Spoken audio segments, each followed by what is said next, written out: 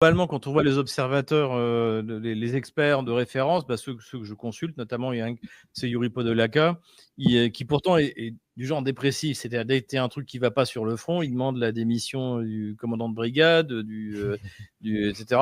Lui, il a pris avec. D'ailleurs, j'ai repris les éléments, une partie des éléments qu'il a donnés. C'est lui qui a dit bon, bah, quand on utilise les KH-101, donc qui sont des missiles de croisière, en fait, bon, bah, ça nous coûte, on envoie dans l'air 6 Tupolev 95.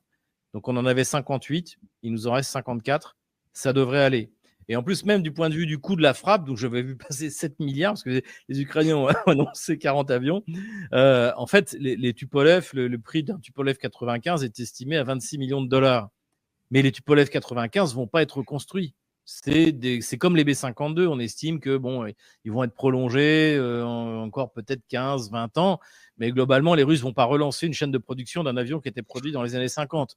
Donc, les Russes n'ont pas perdu 100 millions de dollars parce qu'il y a eu 4 Tupolev 95 détruits. Ça aurait été beaucoup plus coûteux si ça avait été un véritable avion qui est utilisé sur le front. Un Sukhoi 35 tout neuf, un Sukhoi 34 tout neuf, là, évidemment, ça aurait été ce qui est encore une fois ce que les Ukrainiens ont réussi à faire je crois que c'était en mai 2023. Là, ils ont été très efficaces. Enfin, c'est pas les Ukrainiens d'ailleurs. Ce genre d'opération est trop compliqué pour être menée par l'armée ukrainienne, mais elle peut être menée évidemment par l'OTAN. D'ailleurs, enfin, encore une fois, il n'y a pas un satellite ukrainien en air. Donc, cette opération qui était faite à grand renfort de satellites, puisqu'on a eu les images quasiment en direct, évidemment que ce n'est pas l'Ukraine qui peut faire ça.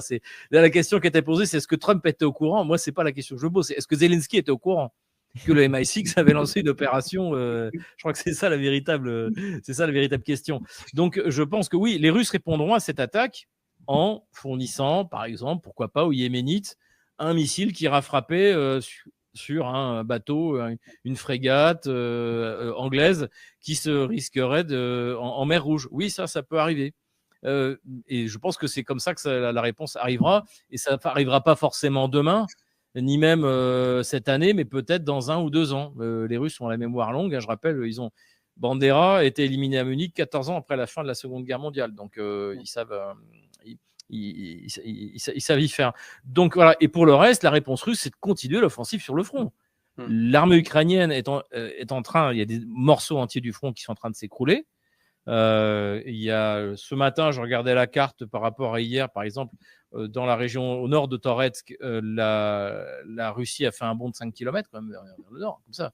Donc c'est véritablement la situation est catastrophique pour l'armée ukrainienne dans la région de Soumy, dans la région de Kupiansk, dans la région entre Pakrovsk et Toretsk.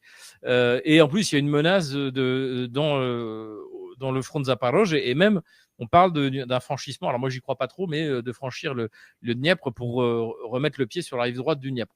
Donc, en fait, la situation sur le front est catastrophique et les Russes n'ont pas de raison de s'énerver. Et on a très bien vu que Poutine a su systématiquement garder son calme, quelles qu'aient été les grandes déclarations d'appel à des bombardements, etc.